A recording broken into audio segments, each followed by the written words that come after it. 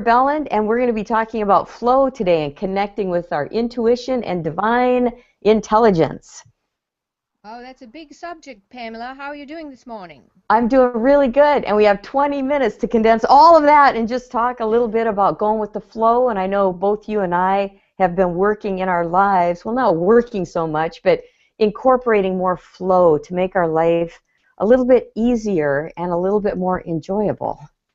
Oh, yes, and that reminds me of something I read recently. Well, it said, I don't remember who said it, but if we're relying on our conscious mind, on our rational mind all the time, we're not going to do a thing with our lives.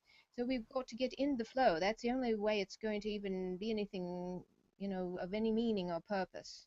It makes sense because if we're in our mind, it's like our mind is always trying to tell us what's wrong with that, judging it, trying to make us, look okay because the ego is so afraid of looking bad. And so it really puts us in this place of just status quo or standing still, not really creating, not really moving forward and evolving.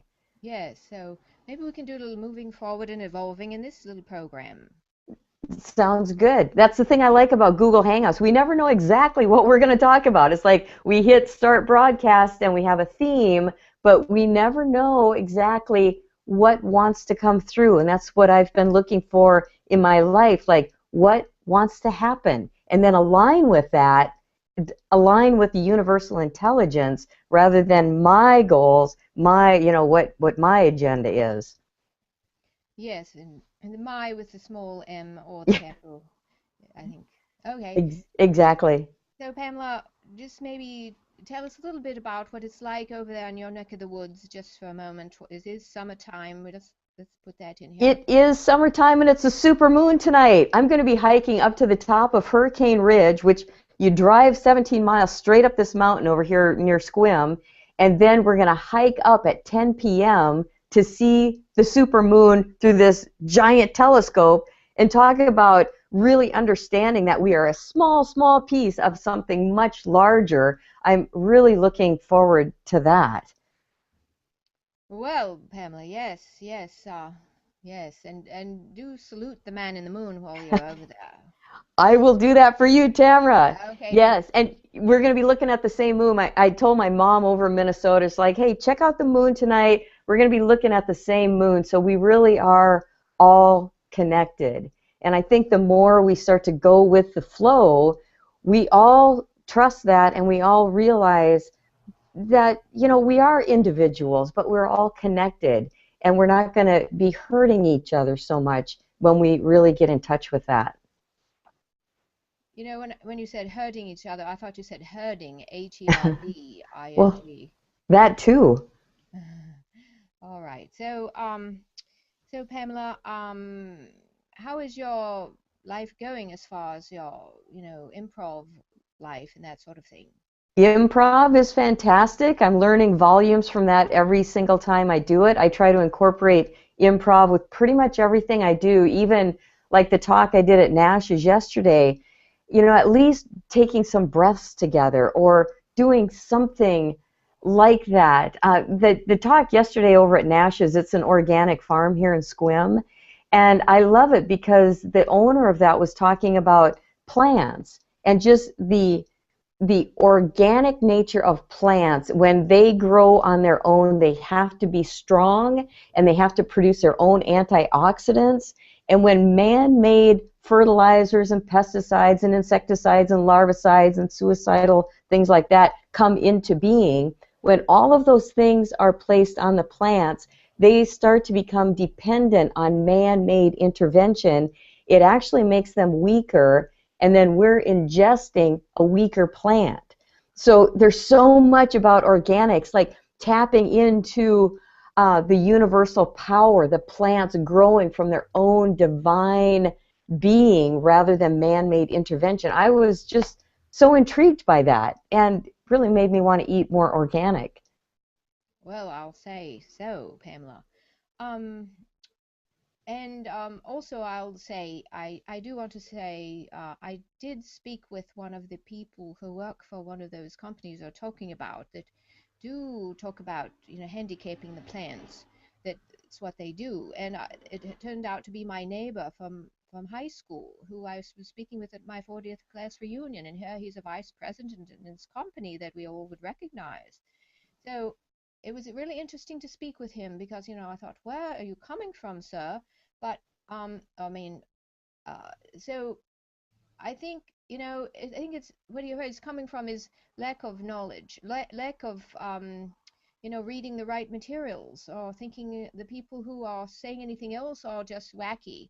So, Mm-hmm. it's not that he's bad or mean or an idiot. He's very intelligent and very kind person. So it's very, I think all we can do with this perspective is just, be our bright, shining selves, and that's all we can do.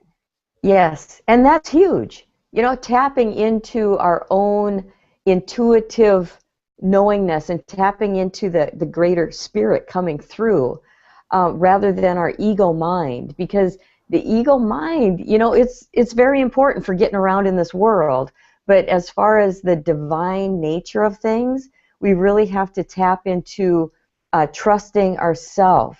And after a while, all the books in the world, I've heard from people who say that you get to a certain spiritual level, you're still inquisitive, but it's not so much reading other people's materials. It's actually being in nature, and tapping into that. I just heard this singer, Yale name, I hope I'm saying her name correctly, but she's got this song called Go to the River.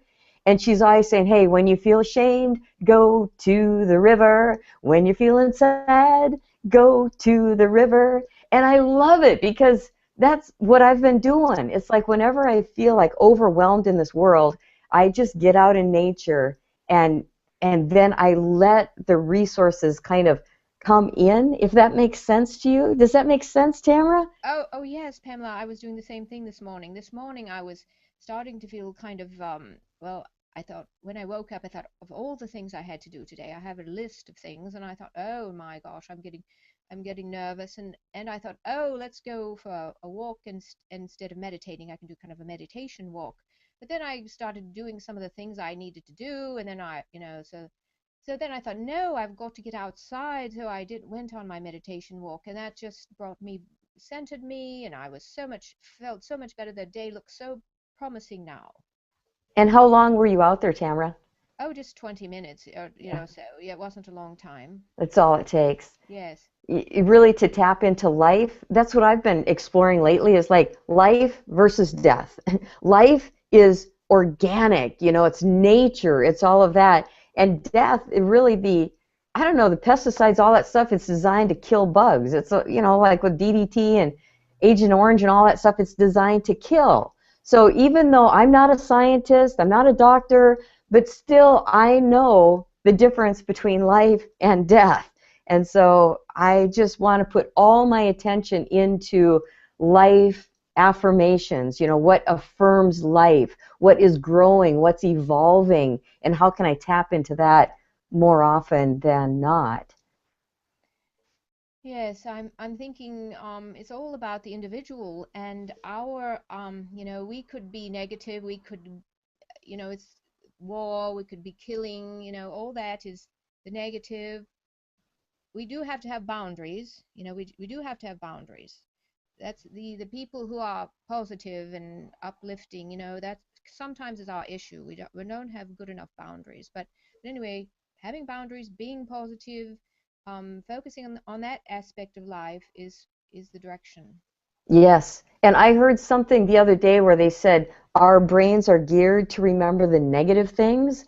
You have 10 things happen to you, 9 are positive, one's a negative. Our brains, I don't know, the cavemen or something had to recognize what was bad, so they stayed away from it. So our brains are automatically thinking about the negative things.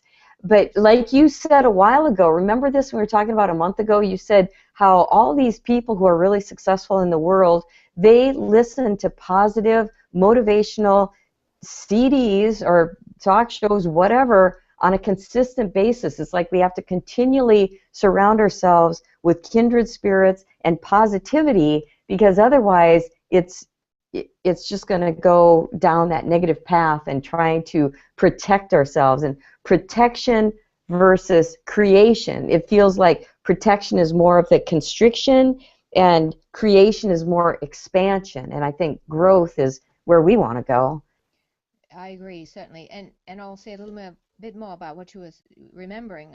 It was a Zig Ziglar tape, and he had a CD, and he had said, um, oh, people had asked him, Zig, is positive thinking, is this permanent? Is what you're going to teach me today, is this permanent optimism and all this? And he said, no, it's not permanent. It's no more permanent than bathing. You can't, you've got to do it every day because there's so much negativity that comes in. It's up to us to feed ourselves with this every day. That's one of the things I love about our friendship, Tamara, because you and I, we met probably 10 years ago at a speaking circles group, and you and I have constantly been doing some kind of spiritual and personal development along the way. And it's just so nice to connect with you and kindred spirits who are on that path. It's like we're either part of the solution or part of the problem. And in consciousness right now, there's, the negative forces are growing, but the positive forces are growing too. It's just, I think, a matter of which one's going to tilt and how we can contribute to that. Yes, and some would say that, the negative doesn't even exist, or, it's that the positive is what's real. Yeah.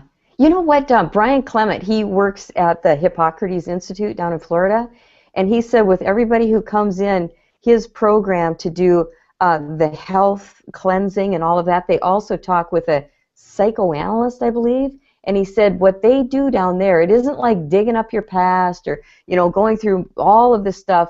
What she does is she sits there for an hour and she goes, what's going well in your life and what's not going well? And then she'll just say, everything that's going well in your life, she goes, that's who you are. And that's it, That's who you are. All the positive stuff, that's really who you are in your heart of hearts. Pretty cool. That's wonderful. I think I'll maybe make a list after we're off the air here. Yeah. Pamela, can you please talk about those little grapes and eggplant behind you? Yeah, my little friends back here.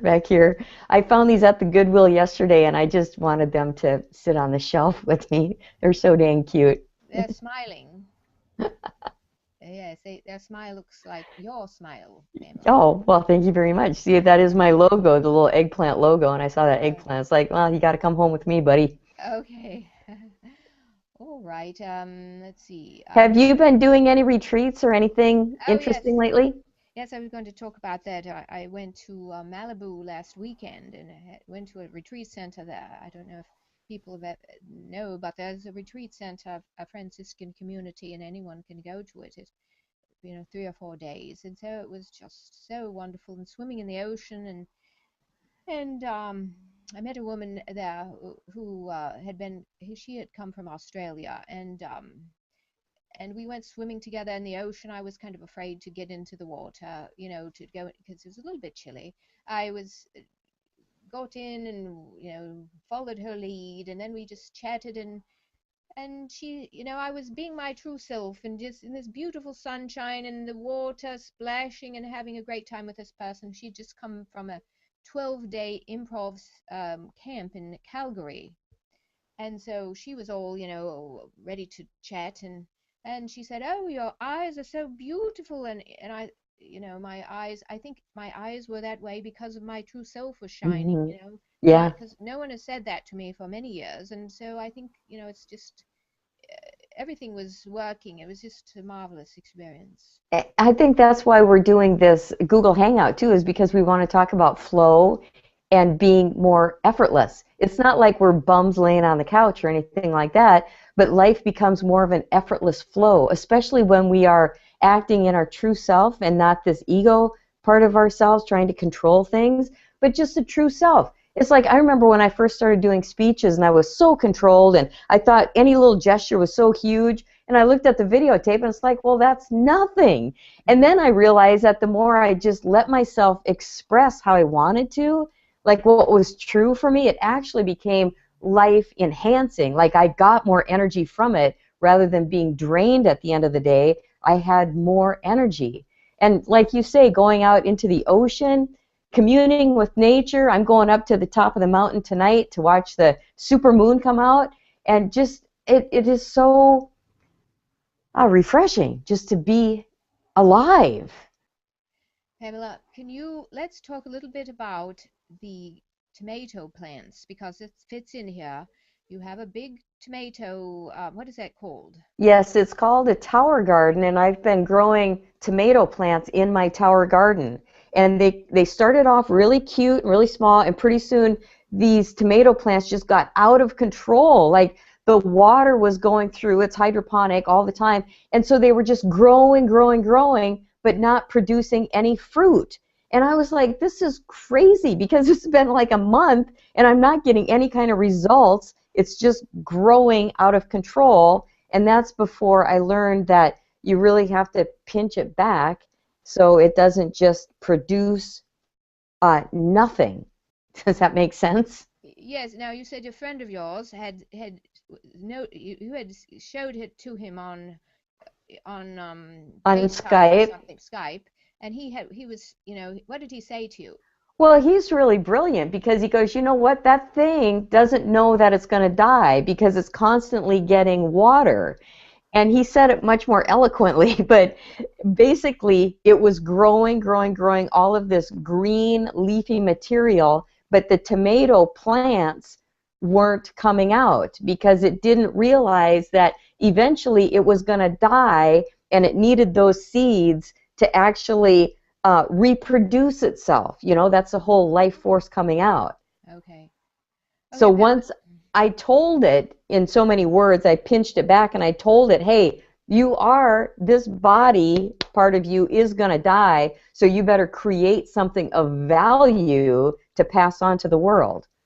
All right, so Pamela, that just struck me so interestingly because my life here, I'm running, running, running, kind of a workaholic even. Then I spend so much energy, and I have not had a lot of results, in my life, at least to me. I mean, maybe some people would think I've had a lot of results, but so that is the same thing as the fruit or the tomatoes. They haven't shown up yet, and it's because I've been, I look good as far as the amount of work I'm doing, but it's fruitless. It's not, It's exhausting too, isn't it? I mean, I get totally burnt out when I'm doing so much work and not getting any kind of results or like contributing something of value to the world. yes, and it's not even necessary. It's not only is it not necessary, it's a waste. It's a waste. It's also a trick I play on myself, thinking that I'm doing something positive when it's just, I'm lost in working. So, probably lots of it could be cut back, and there's some spiritual texts that say you need do nothing. So, I think I'm doing way too much. Hmm. And so for the listeners, if they're feeling the same way, what would you say to them, like to help them out and feel more, not productive necessarily, but just more valued?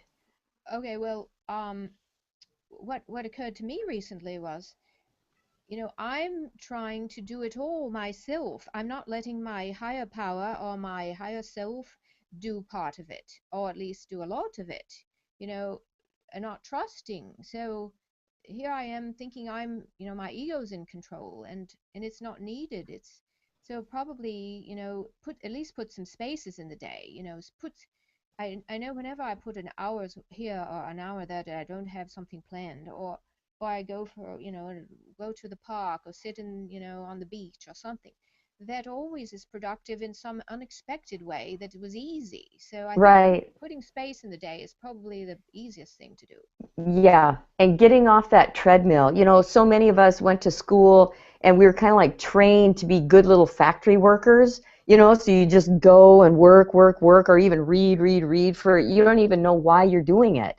And so to let our higher self come through and say, be the source of it, you know, Yes. work with nature and say, this nature, divine intelligence, whatever you want to call it, but to work with that and just like be guided by that rather than thinking we are it. Like somebody once said, it's like you're just not that important. I mean, you are, And yet, at the same time, you're not. If you think you're going to control everything in the world, um, Yeah, yes, our ego mind that thinks it's in charge is not that important, but we get to play a part that is important, but not the way possibly we think it is. it's more, I think, about aligning with what wants to happen rather than our agenda. What wants to happen? So, just like Masajati said, just notice what you notice,